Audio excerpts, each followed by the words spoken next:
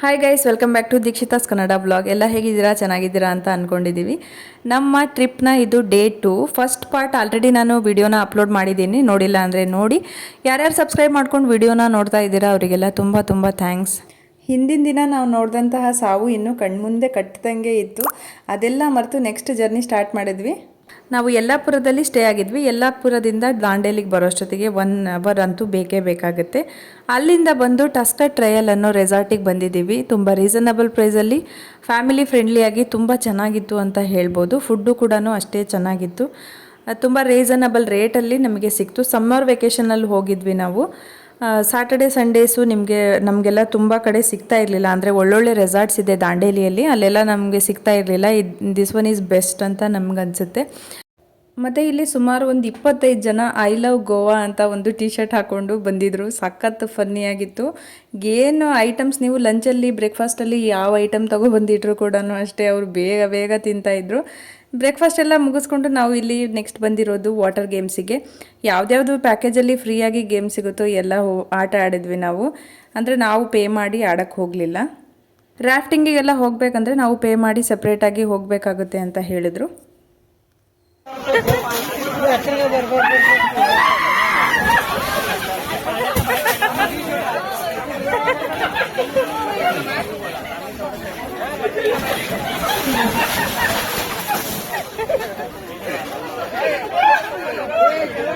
So ಒಂದು boys batch ಬಂದಿತ್ತು I love Goa. ಅವರು ಬ್ರೇಕ್ಫಾಸ್ಟಲ್ಲೇ 4-5 ವಡೆ ತಿಂತಾಯಿದ್ರು. ನೆಕ್ಸ್ಟ್ ಬಿರಿಯಾನಿ ಬೇರೆ ಇತ್ತು, ಮತ್ತು ಅದು ಸಿಗೋದಿಲ್ಲ ನಮಗೆ ಅಂತ ಹೇಳಿ ನಾವು ರಾಫ್ಟಿಂಗಿಗೆಲ್ಲ ಆ್ಯಕ್ಚುಲಿ ಅದೇ ರೀಸನಿಗೆ ನಾವು ಹೋಗಿಲ್ಲ.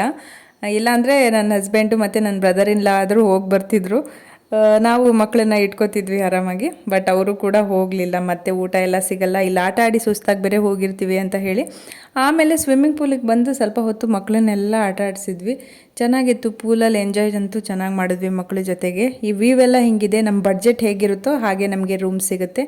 ಹೊರಗಡೆ ಎಲ್ಲ ವಾಕ್ ಮಾಡಿಕೊಂಡು ಮಕ್ಕಳ ಜೊತೆ ಟೈಮ್ ಸ್ಪೆಂಡ್ ಮಾಡೋಕ್ಕೆ, ಫ್ಯಾಮಿಲಿ ಜೊತೆ ಟೈಮ್ ಸ್ಪೆಂಡ್ ಮಾಡೋಕ್ಕೆ ತುಂಬ ಒಂದು ಒಳ್ಳೆ, ಅಂದರೆ ಏನೋ ಸಪ್ರೇಟಾಗಿ ಹೋಗಿರ್ತೀವಲ್ಲ, ಏನೂ ಕೆಲಸ ಇರಲ್ಲ, ಏನಿರಲ್ಲ, ನಮ್ಮದೇ ಫುಲ್ಲು. ಗೇಮ್ಸ್ ಎಲ್ಲ ಅಂತೂ ಸಖತ್ತಾಗಿತ್ತು. ಎಲ್ಲ ವಾಟರ್ ಗೇಮ್ಸು ಎಂಜಾಯ್ ಮಾಡಿದ್ದೀವಿ.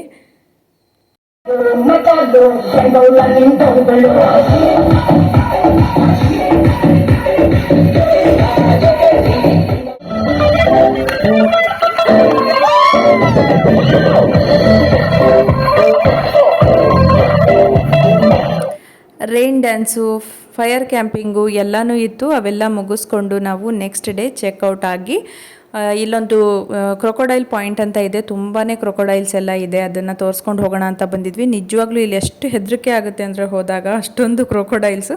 ಮಿಸ್ ಆಗಿ ಏನಾದರೂ ಕೆಳಗಡೆ ಹೋದರೆ ಮುಗೀತು. ಹೆಂಗೆ ಬಂದು ಕೂತ್ಕೊಂಡಿರ್ತಾವಂತೇ ಗೊತ್ತಾಗಲ್ಲ.